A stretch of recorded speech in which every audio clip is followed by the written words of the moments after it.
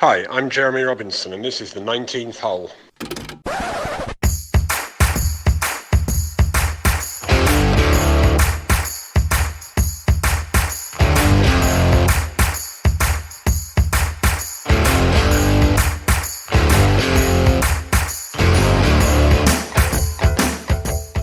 Good afternoon and hi, welcome to the 19th hole, brought to you by glal.uk in association with Rewards for Golf.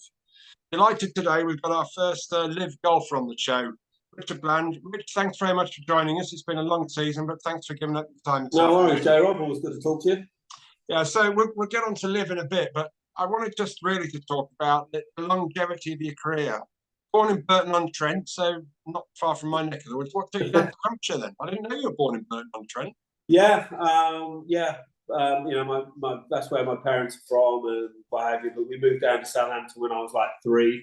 Okay. My dad moved for work and what have you, and we've kind of lived down there ever since. You know, I've been up obviously towards London the past sort of maybe 7 or 8 years. So yeah, you know, I consider myself Southampton. You know, obviously it says Burton-on-Trent on my passport, but you know, I don't go back there. I've got all my grandparents have obviously passed, and there's no reason for me to, you know, I've probably got aunties and uncles up there, but they could probably walk in my front room now and I wouldn't even recognise them. So, I'm a Southampton boy, really. Yeah, okay, fair enough. We'll let you off. So you're not a Midlands fan anyway, but there you go. So going back, I say a bit of longevity. I mean, I was playing when you turned pro. Pro in 1996, and you won the 1994 European Under-21 Championships. Christ, that's going back. I remember that. Yeah, I remember. I played with Soren Kelsen. All right. I played with Soren Kelsen. I can't remember where we played. I've got a feeling it might have been in, I think it was in Scandinavia, maybe somewhere. I'm not sure if it was Sweden or if it was in Norway or something. Me and Howler went. We represented England, I managed to play well that week, and I think I just pipped Soren. I think Soren finished second, and I've still got the photo somewhere. My mum's probably got it, all that kind of stuff. It was you know, from what I remember, it was a good week. You know, back in those days, I think we partied a little bit harder than we do now. So it was a good week. Yeah, we won't go down that route, but there you go. Yeah, no, let's not go there. Yeah, so turned pro in 1996 and gained your Challenge Tour card in 1998. Was that through the Tour School? No, it was through MasterCard. Okay, right. Then. It's the MasterCard, which is now it's now the Euro Pro. Well, it was the Euro Pro. I was doing, you know, I did all my PGA training. I was doing my PGA training at Stoneham, and Ian, I don't know. Do you know Ian Young? You might know Young. I know who you mean. Yeah. You know, he let me go play, and I did well in the MasterCard. And there was a couple of toe-sanctioned Challenge Tour events. One was at Prince's, and one was at Santomé, the lovely Santomé. And I finished second in both of them, and that kind of got me quite a good Challenge Tour ranking to play the next year. And I played a couple of years out there, and then got my card end of 2001. Just going back onto that, as you're right to say, it used to be called the MasterCard, and then it went to the Euro Pro Tour, and it, you know, the whole thing's finished now. There's no Euro Pro next year, so really, no, it's finished. Yeah, it's that's a shame. Yeah, it was a shame because it's a good tour, TV for all the young guys, 5 cards on the Challenge Tour from it. But yeah, it is a shame when it's gone, but you know, life moved on. So you got your card in 2001 or 2002, having won the Challenge Tour Grand Final. Is that right? Yeah, I won that. I won that event to get my, you know, my playing status for the tour. It was a bit of bizarre week. Second wouldn't have got me anywhere. Right. Wouldn't have got me into that. I think it was top. Was it top 15 then, or was it top 10? I can't remember. I think it was either 10 or 15 cards. Yeah. I played with Phil Golding last round and Andrew Marshall. We all got our cards from that year. If I'd have finished second, I I wouldn't have made it. I think I shot 29 on the back nine to win by about three or four. Yeah, it was one of those days. I shot 63 in the last round. It's just one of those days that you kind of dream about everything.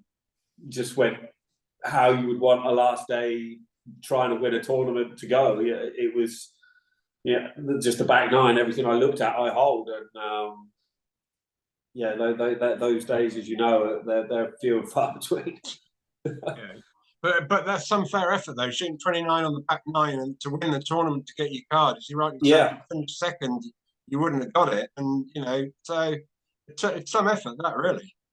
Yeah, like you say, obviously it's a long time ago, but I can still, in my mind, I can't remember every shot I hit on that back nine, but there's 4 or 5 that I still remember really quite vividly.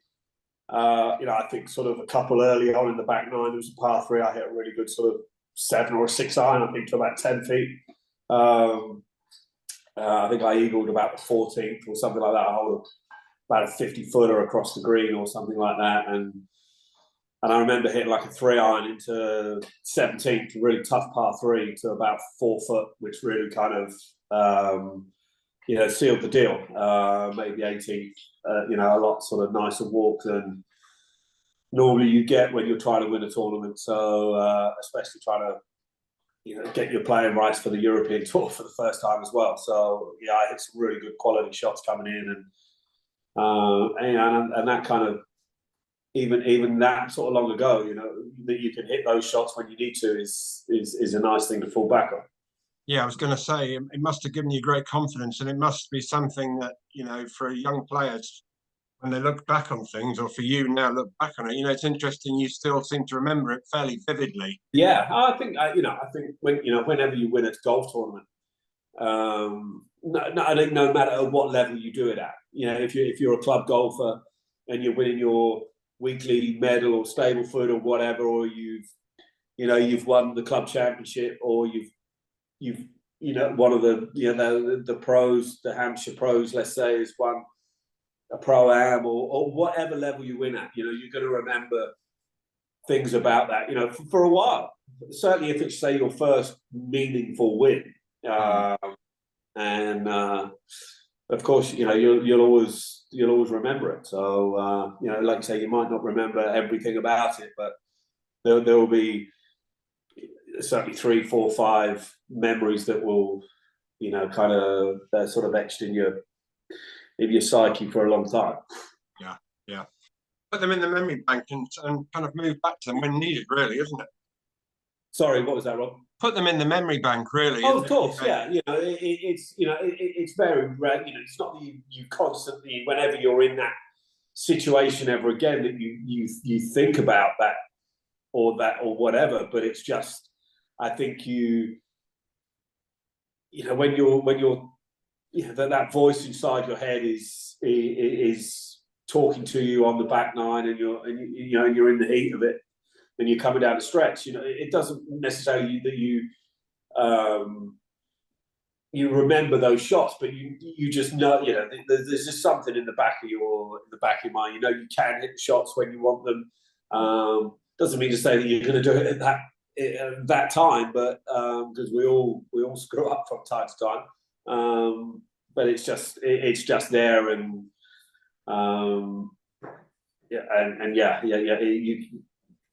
I think just subconsciously you just draw upon it. Yeah. So moving on to you got onto the tour, lost in a playoff at the Irish Open. Yeah, that was a little bit unexpected. I wasn't really showing much form before then. I just started working with Tim Barter. I think we've been working about 3 or 4 months, and we were putting a lot of changes that we were trying to do to make things better, and it was taking a while for those changes to bed in, especially under tournament conditions. And like you say, I wasn't showing any form whatsoever coming into that event. I think I'd missed maybe 3 or 4 cuts or out the last sort of 5 events, and if I'd made a cut, I hadn't really done anything notable in that tournament either. And yeah, I think I shot 4 or 5 under in the last round in the last group with. I think I played with Soren Hansen in the last round, who eventually ended up winning. And yeah, I think I birdied 2 of the last 4 down the stretch again. You know, to get into that playoff. I know I certainly birdied the last.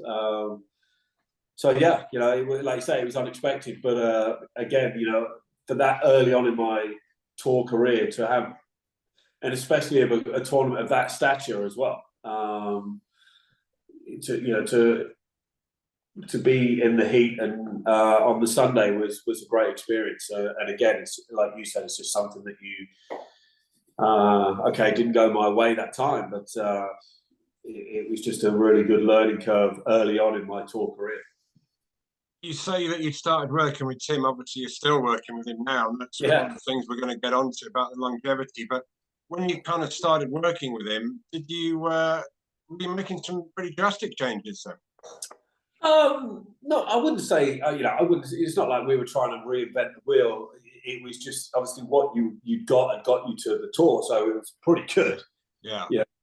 But again, it was just about making something that's more consistent, so you can have that longevity. You know, making something that's going to be very low maintenance. That's just what I always wanted. That's something that I love about Tim as a coach. You know, for some reason we clicked from literally the first 5 minutes of me going to see him. You know, we had a chat about how we both see the golf swing, and we basically said exactly the same things. And you know, I've said it many times. You know, Tim's not the best coach in the world, but he's the best coach in the world for me, and I think that's very, very important. And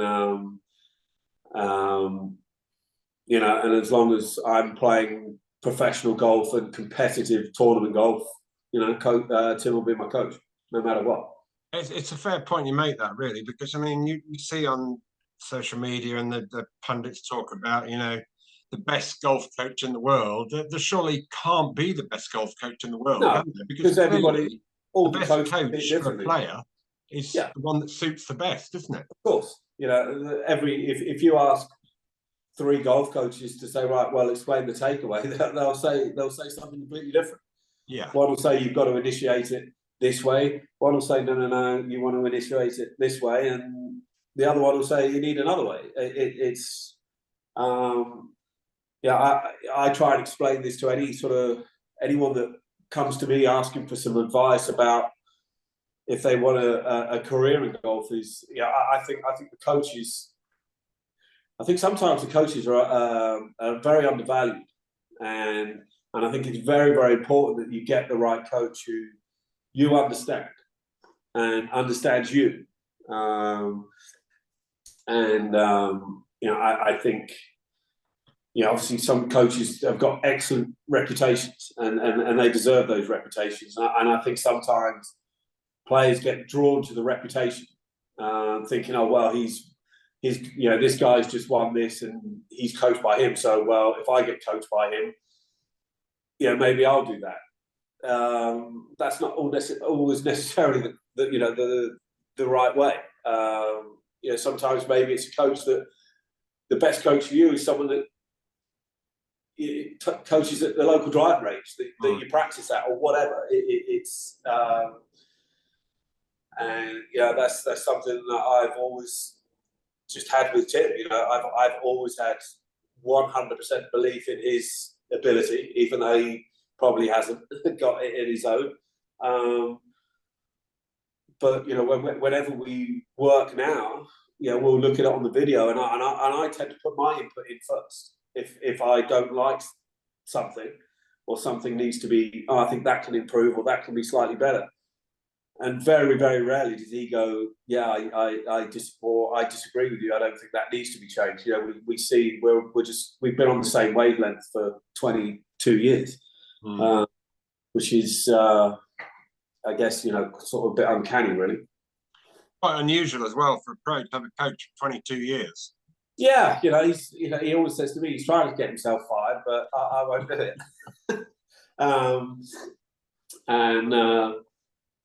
Yeah, but the thing is, the great thing with Tim now is he's probably more of a friend than he is a coach. Whenever we do any work at the Whistler or anything like that, if he's there for 2 hours, probably an hour and a half of it is we're just gassing, talking about dogs or houses. That obviously he's always doing his house up or doing something, or all right, we better hit some golf shots here. But getting to and in all fairness, we haven't worked on anything. This is hand on heart. I don't think we've worked on anything for probably 15 years. It's just those first few years of putting the stuff that we wanted in place and getting it where we wanted it to be, and then it was just about maintaining it. And that's I think one of my strengths. I haven't picked a golf club up for 8 days now, and I could see Tim tomorrow, and it would be the swing would be exactly where you want it to be. It's just because we've just ingrained the right things for me over the past 20 years. It doesn't very rarely sort of go too far out. If anything more, it's just because my timing's not that good or whatever, or the transition's a little bit off. That's the only real fault I have now. The line of the golf swing very rarely changes. Don't you think that's the case sometimes with a lot of good players? They look at, I think sometimes, some players I watch and whatever, they're looking for something that isn't quite there sometimes. And it's just like you say, the transition from the backswing to the downswing or a bit of timing is sometimes that's all it is, isn't it? Yeah, I think sometimes, it's always difficult sometimes, because we're looking for that fine margin, that 0.5% here or there that can make such a huge difference. And it can be the smallest thing. And if you find it, it can be great. Of course it can, but sometimes it can be detrimental trying to go finding it. Yeah. I'm always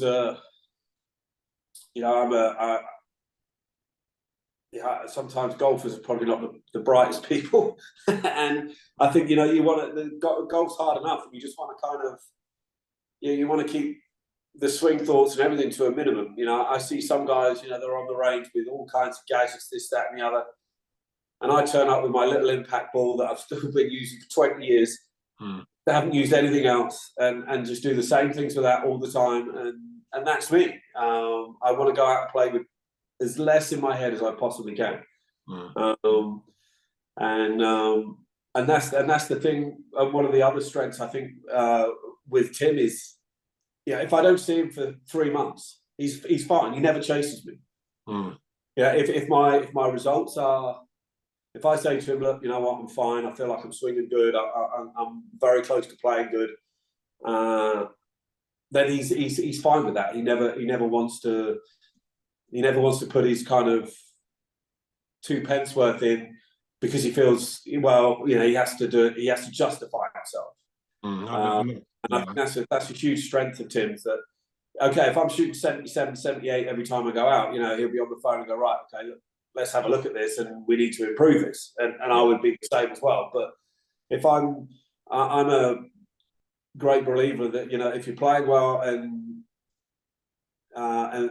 you're hitting the shots that you want to hit, if it ain't broke, then don't try and fix it. Just keep going, just keep riding that way.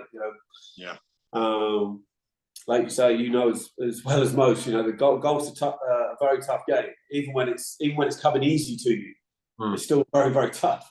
Well, it can go wrong. It can go wrong quickly, can't it? Oh, it can, yeah. And the thing is, even though because we're all perfectionists and we all want more, that even when you feel like you're swinging really good, you're hitting it good, and you're scoring well, you want to always score better. Of course you do. That's just the way we are.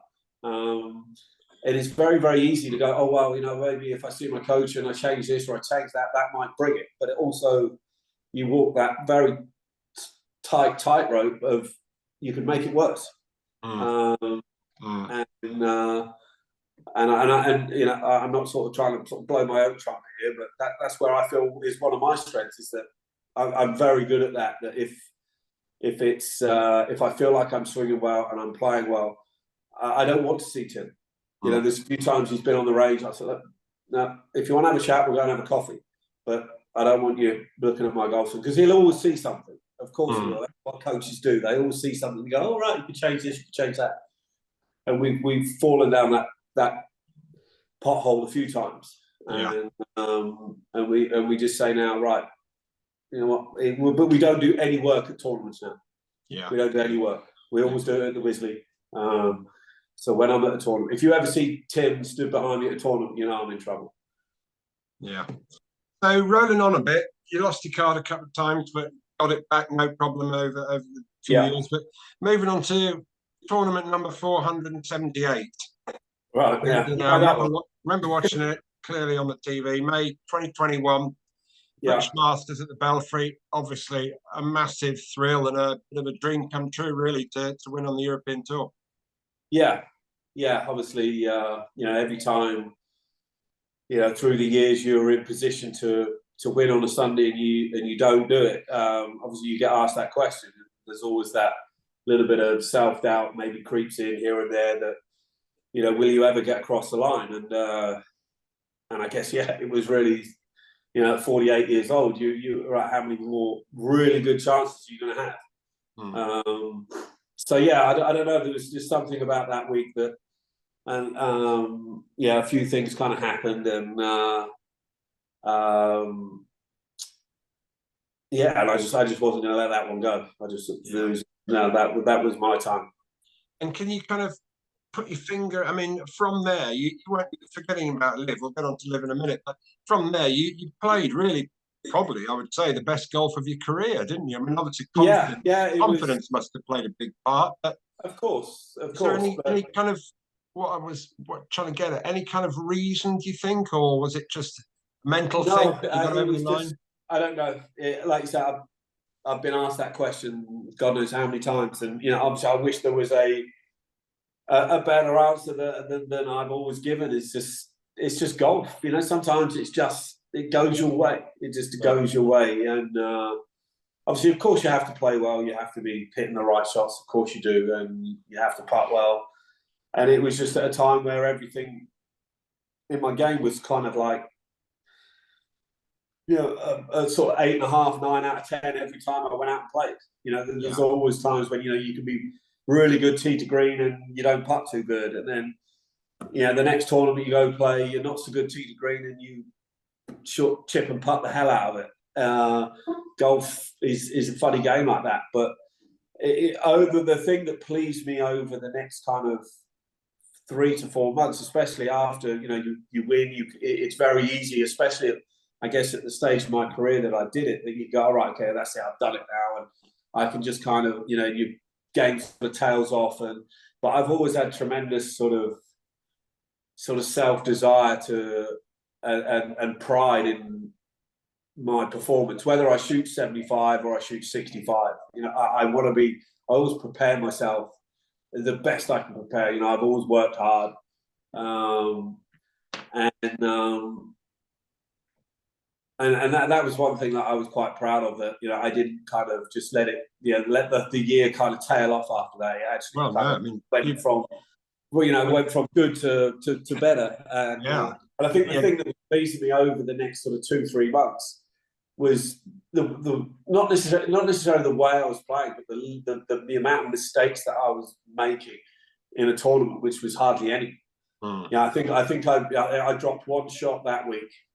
I played in Denmark, I think, not the week after that, and I think I only made 3 bogeys that whole week. Yeah, I was playing 72 holes and making 3-4 bogeys around for probably about a 4-month stretch. It was crazy. So that's why I was able to maintain the sort of level of top 10s, top 5s that I was churning out almost week in, week out, because I just wasn't making any mistakes. That was, you know, kind of, you know, one of the most sort of satisfying things, really. Yeah, I mean, it must have been a great feeling. I mean, obviously had a great US Open that year. I think you were led the US Open, didn't you? After the first round, finishing. After 2 rounds, I was tired. 2 rounds. I kind of got to know what the US Open was about over the weekend. Yeah, but still, But yeah, it was again, it was a great week. Obviously, of course, the weekend's disappointing. Of course, it was. But looking back over it now, again, it was such a highlight.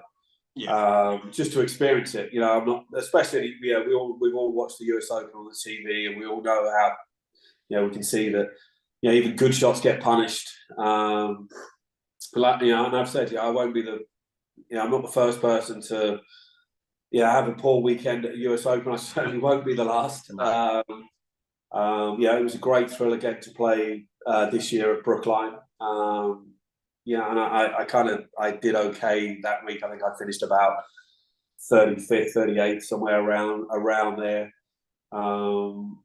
Whenever you play in the major, when you're not always in the major tournaments, so whenever you play in the majors, it's a huge thrill to play. It was disappointing to miss out on the Masters earlier this year. Especially when I was the only player in the top 50 in the world at the week of the Masters, not in the field. That was I missed the sort of top 50 in the world by 7 days, which was quite tough. But it's their tournament, and they set the rules, and you have to respect that. So but it would have been nice to have played all 4 this year. Yeah, I remember, because didn't you had a good run in the match play, didn't you? Nearly that was great. Yeah, that was a really good tournament. I had my brother out there. And another friend. So I played Bryson the first day, and then I played Taylor Gooch, who's become quite a good friend over the last sort of 6 months. And then to play Lee in the last match, me and Lee go back more years than I care to remember. We played amateur golf together. We played for England together. So to be able to sort of, to play Lee, with the track record that Lee's got, Lee's world class, has been since day one. So that, to be able to beat him and get through to get out of the group was great. And then to play DJ last 16 was, again, was a huge, even at 49 years old, was a great experience. To see, I personally put DJ, up in the top 3 of the world best players. Certainly with him and Rory, and probably the other ones up for discussion. But to see DJ play the way he played for 11 holes was something special. And again, DJ's become quite a good friend over the summer. We've had a few good talks about certain things and what have you. And like you say, he gets a lot of sort of a bit of a bad rep in the press because the way he comes across. You couldn't meet a more golf intelligent guy than probably DJ. I wish I had an ounce of his talent, to be honest with you. It's crazy how good he is. It's just crazy how good he is. There's no lack in talent there, that is for sure. No. He's probably the most talented golfer I've ever seen. So you mentioned a few names there, and the longevity of your career has been, the standout, really. A couple of things, not on a negative point. Any thoughts pre 478 tournaments of doing something else or not, or was that just no? Always. Even when I lost my card in 2018, I knew I wasn't done with the game. It's not. I want to. I want to sort of bow out on my own terms. I don't want the goal. I always kind of don't want the game to retire me. I want to. I want to retire from here whenever that is. I hope I've got a few more years left in me if I can stay fairly fit and healthy. Where that golf will be right now is I don't know. Obviously it's a little bit up in the air, but I still think there's a few good years left in me yet, and we'll see. So moving on, obviously, the beginning of the year when I saw you at Wolseley and stuff, there was a lot of rumours about what was happening with LIV and was it going to happen, wasn't it going to happen, whatever. do you want to kind of say how did you first kind of hear about the possibility of being on the LIV Tour? Well, at the start of this year, it wasn't. Of course, we'd all heard about it, but it wasn't. Yeah. It wasn't anywhere near my radar. Yeah. You know, my number one goal was to go to the Champions qualifying at the end of this year. I remember you saying that to me. Yeah, that was what I was right. Okay, you know, I was happy that I was playing DP World. Yeah. And I was going, at least I thought, right, okay, I can go into the Champions qualifying competitive. I was still exempt for 2023 on DP World because of the British Masters win. I had a 2-year exemption, so I'm still exempt next year anyway. So I thought, well, okay, well, I can kind of go with no pressure in some respects. Is that if I don't get through, I can still play DP World the next year, 2023, and then go again at the end of 2023. And I remember it as clear as day. We were walking. I was playing the league in the match play in Austin. We're on the second hole, walking down towards the green, and we're just chatting away. And he says, "Has Liv spoken to you?" And I was like, "No." I said, "Why would they want to talk to me?" And he says, "Blandy," he says, "you're top 60 in the world." He says, "You're nearly top 50 in the world." He said, "They're going to talk to you." I went, "They're not going to talk to me." He said, "Blandy, they will talk to you. Don't you worry." And that was it. And it kind of like, you know, I kind of really didn't take too much into that. I thought, there's no way they don't want. Why would they want to talk to me? And then we kind of inquired about it after that week, and it kind of snowballed from there, really. And I spoke to my family and and a few people that opinions that I really respect, and I spoke with Tim about it, and it was just at my stage of my career, and obviously the money that you were going to play for was just too good to turn down. I'm sorry, but I know that might sort of, if I can say it, it might piss a few people off, and okay, that's fine. But I just, anyone in my position, I personally, I think 99.9% of the people do exactly the same as what I've done. I don't regret it.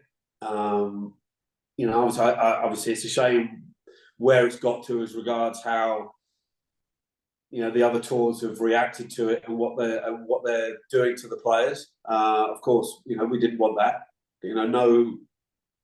No player wants to harm any other tour or anything like that. You're not doing it for that. I guess I think probably in the next 6 to 9 months, a lot's going to sort of come out in the wash, I think. Yeah, I mean, from your point of view, I don't think you'd say 99.9% of players would have done it. I don't think there's a 0.1% of the player in your position who wouldn't have done it. Yeah, I can't see a reason. I can't see a reason why somebody, even if you were 38 or 40, why someone would turn down that kind of money. And I personally, I mean, I enjoy watching LIV, and I'm not just saying it because you're on here with us. I enjoy watching LIV, and I think there's room in the game for LIV. Personally, that's my own personal opinion. Of course, there is. And I think that's the way it will kind of. I hope will settle down. I think, obviously we have the court case in February. Obviously, we'll have to see what happens with that. So I've got no clue about what decision it's going to go, or what side it's going to fall. But I think, everybody said with cricket that the IPL would never work, and various other sort of aspects of the game would never work. The sort of shorter games, the 2020 or this new 100 would never get off the ground. And look at them now; they're probably the most popular ways of cricket to watch. Because it's fast, it's furious, and it's entertaining, and it's more designed for for families to be there to enjoy it, the families to get involved. And Yeah, and that's the way I see that LIV are doing it, and maybe the other tours are, you know, catching on. And yeah, and I kind of don't want this to sound bad in any way, but I think the players will be thanking LIV, because even already the PGA Tour, DP World Tour are doing more to look after the players. Yeah, they're playing for more money. They're getting looked after better. They have all these schemes now for guys coming onto the tour that they're going to get X amount of money guaranteed. That wasn't there 20 years ago. Well, certainly the guys. So I think yeah. I think the players will be better off, even whether they play LIV or they don't. Without a shadow of a doubt, I think DP World players will be better off because of it, because they haven't had to shake up the way of doing things. LIV, that's what LIV has done. It's made the tours stand up and go, right, okay, they're doing, okay, they're throwing a lot of money at things, of course, but okay, so we're going to have to do things better to keep our players, and that can only be a good thing, can't it? Well, I mean, I totally agree with what you're saying there. And you look at the example of the guys who got their card at the tour school this year. You know, they're guaranteed $150,000. Yeah, so if you get your card in America, you're guaranteed $500,000. $500,000. But you know, I always think, and I remember Richard Boxall used to say, if you get your card at the tour school, it's not, you know, the opportunity to win money; it's the opportunity to spend a lot of money. Yeah, and I think it's great that what they've done there, because it gives a young guy who might not have the sponsorship chance to compete on a level playing field with a caddy and do the job properly. You know, of course, I think it's great. You know, you and I both know. You know, we've been around the block enough, and we've played. You know, we've played on the European Tour. We've also played on the Challenge Tour. We know what it's like. And like you say, you know, when you've if you're playing on the main tour and you haven't got that much backing behind you or whatever, you know, you're stood over a 6-foot putt on a Friday evening, you know, when 150 guys have just trampled all over your line, and you've got to hold it to make a putt, make a cut, and right, if I miss, I can't play next week because I can't afford to. At the end of the day, that's pressure. That's more pressure of probably standing over a 4-foot putt trying to hold the tournament. Yeah, because at least you know if you miss the one that's going to win the tournament, you're still going to win a shed load of money. Yeah. Okay, it'll still hurt, of course it will, but at least you know, right, there's probably a couple $100 grand going in my pocket, whereas the guy that's just missed that putt 2 days earlier can't now play next week and he might have to go and get a job somewhere else. No, I agree. I mean, I think what's happening with all the tours and with what LIV has done, you know, some people say there's got no reason, LIV has got nothing to do with it, but I mean, you know, it's pretty obvious that. You're telling me that the PGA Tour wouldn't have done these elevated tournaments, there to say, right, these top 20 players will play these events every single week. Yeah, hang on a second, isn't that what LIV do? Well, exactly. It's almost contracting those players to play those tournaments, isn't it? Yeah, it is, and you know, they can argue that it's not LIV, but anyway, that's for another day. But putting aside the money, it's been great fun this summer. I went to the first event at Centurion, and they put on a great show, I thought. Yeah, in the I like that. It is, you know, for me, it's because it's been different. It's been exciting, you know, and that's not to say that playing a DP World event is not a really good experience. You know, you play we managed to play the BMW at Wentworth. You know, that's as good a tournament as you'll ever play. You know, we play a few other events. You know, we played down in South Africa at my mind's gone. Sun City a couple of weeks ago. Played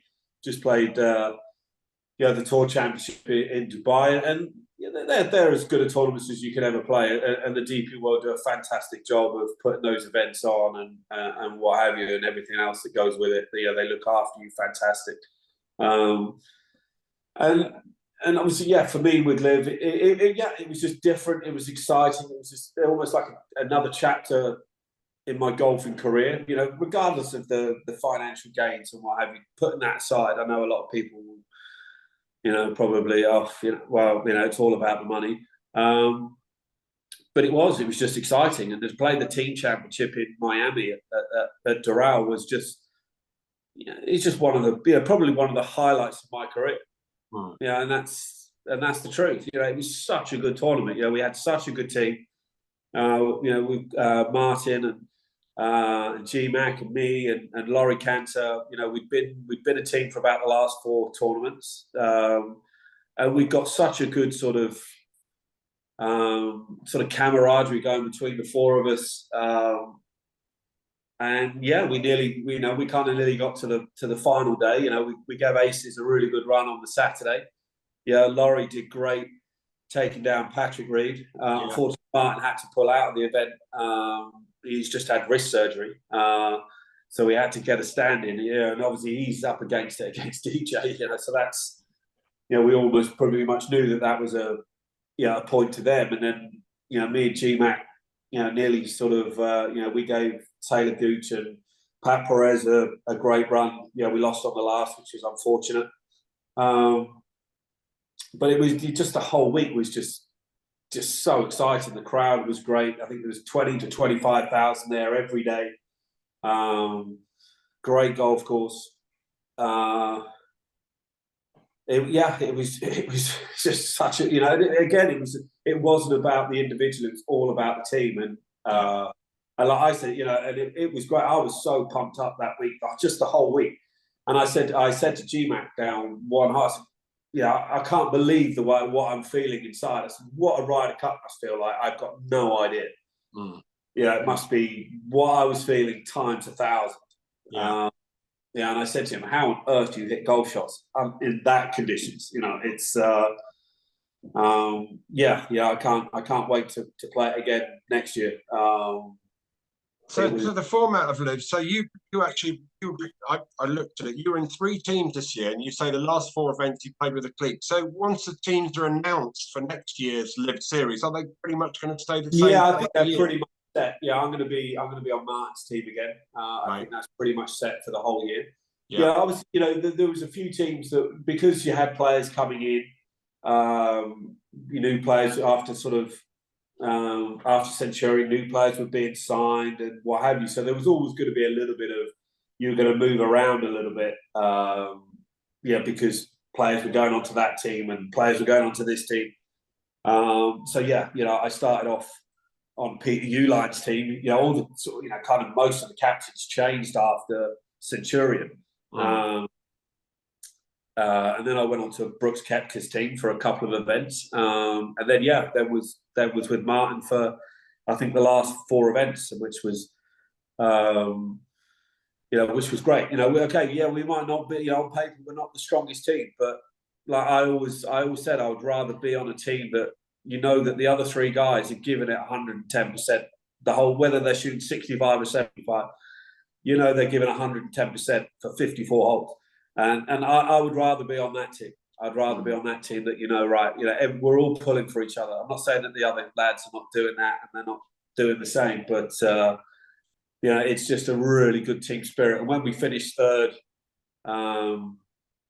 in Bangkok in the team, we all had our own locker rooms that week. We had our own sort of special sort of bit of a locker room, I wish you could have been in that room there with the 4 of us, our caddies. We had 2 or 3 beers. It was brilliant, and we finished 3rd. We didn't win. It was just great because we hadn't really had that much success, and that really kind of sort of got the ball rolling for us as a team. And hopefully the whole team will be together again next year. I'm not too sure about Laurie right now, but we hope that's going to be the case. And I think we can be. I think if we can do really well next year, I think we really can. And, if Martin can get his wrist fixed, I think G-Max, he's getting back on the right road again to playing some good golf. Laurie's a. Laurie's. I always kind of think with Laurie, he's an accident waiting to happen. I think when he gets that first win, I think it's going to be. I think there's going to a lot's going to come off the back of it, and and I'll just the old man of the group will just kind of keep steadying along. So next year then going to be 14 live events. So you'll presumably Yeah. play all those, and then obviously depending on what happens with DP World Tour. Yeah, I'll try and play. I probably would only play maybe 4 or 5. Right. And I'm in the Open at Hoylake with my top 30 in the race to Dubai Order of Merit. I'll probably play the Senior Open, and I'll probably maybe play a couple of the international series. Do sort of Asian Tour, sort of branch of the Asian Tour. I'll probably play maybe 2 or 3 of those. So if I can play around sort of 21, 22 events, that's fine. I'm 50 in February. I don't want to play more than that. I kind of want to probably start just tapering it down a little bit more now. And then, obviously I'll have to see what where the lie of the land is if I'm playing LIV in 2024. I hope so. But also I'll see where I stand with with the champions, and hopefully I can maybe play there. We'll see. So yeah, I'll cross those bridges, when I come to it. Right now, I'm enjoying a little bit of rest, bit of downtime, and I'm just looking forward to 2023. I mean, certainly by 2024, you'd hope that the lie of the land will be settled and people we don't know what's going on. You don't know, you don't know what's going to be, what you're going to allow to do, what hoops you've got to jump through, this, that, and the other. Like you say, a lot's changed in the last 12 months of golf. I'm sure probably that a lot's going to change in the next 12 as well. So hopefully it's for the better. I really do hope that. And we'll see. Because, I've said to 1 or 2 of the other people we've had on here, Steve Richardson, we had Lordy on, and people like that. Yeah. At the end of the day, we've got to sort it out in a proper way, because it's just hurting the game of golf when all you read about is this player being banned, is he playing here, and whatever. And, you look at the world rankings, Dustin Johnson, 38th in the world or whatever. I mean, it's just ridiculous. Yeah, like you say, I think, okay, I understand, there's criteria for the world, for tournaments to get world ranking points. Are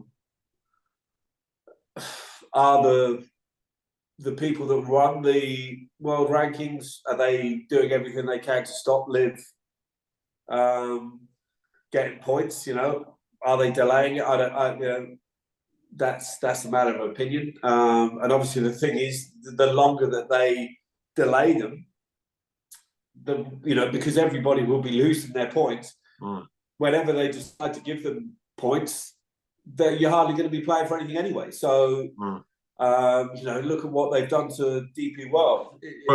I can't, I thought John Rahm said it absolutely hit the nail on the head last week in Dubai. It's laughable. How can you have Rory, John Rahm, Fitzy, 3 guys in the top 10. I think you got Victor Holtman's in the top 15, playing in the tournament, all of those. And on the PGA Tour, they haven't got 1 player in the top 25, and they're playing for double the points that we are. I mean, who on earth allowed that? I mean, that is just, like as John said, it's laughable, absolutely laughable. And it hurts. I know they talk about LIV hurting tours and what have you. That hurts the DP World Tour so much, because why will a lot of players they almost, I don't know, they maybe care more about their world ranking because of contracts and what have yous, and gets them in certain tournaments. Someone like, if they're on the edge of the top 50 in the world, why would they come and play in Europe when they're playing for nothing? They might as well stay in America and play there. And because they know they'll keep their world ranking better. As a player, that's a no-brainer. But they have to sort that out. They just have to sort that out. It does seem a bit bizarre, and to clarify as well, that's nothing to do with LIV. Those changes were made before LIV even started. Exactly. So it's I don't know who made that decision. Whoever allowed it needs their head examining, because it devalues the DP World Tour hugely. I mean, just hugely. Like last week, last week is just laughable, beyond laughable. That, you know, John Rahm's won that tournament in that field, and he hasn't improved his ranking. You know, how's that? I mean, it's crazy, absolutely crazy. No, it does seem a bit of a strange one, that one. So just kind of wrapping up, because when we started, it was light in the window behind you, and now it's dark. So we haven't been there that long, but just a couple of questions. First of all, longevity of your career. In a couple of words, what's the reason for being? I mean, you talk about Lee Westwood, Soren Kelson, other players like that who've had great longevity. What would you put it down to? I think you know, if you look at Lee, if you look at Soren, you look at the way they've played the game over the last 25 to 30 years, however long they've played it. It's it's hardly changed. They've probably, you know, you look at Lee, he's used the same golf equipment forever. He's used ping. I think that's a massive thing. He knows, but this is what works for me. I think they found what works for them, and they go, right, okay, that's it. And they don't go off that. Okay, yes, of course you can try this and you can try that, but I think they're probably like, right, doesn't work, right, fine. You look at Lee's golf swing, it hasn't changed an awful lot in the last 25 years, the shape of it. Okay, it might be a little shorter, but as you get older, whose isn't? Right, and again with Soren, you know, Soren's never been the longest of hitters, but if you look at it, from 140 yards in, he's probably one of the best on tour.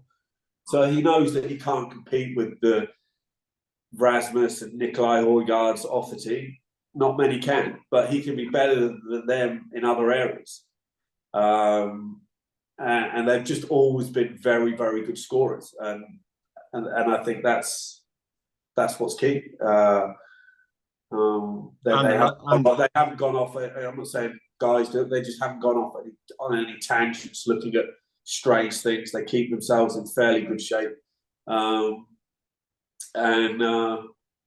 obviously they're class players. You've got to be a bloody good player to play for that long. You know, especially someone like Lee, who's been at the top of the game for as long as he has.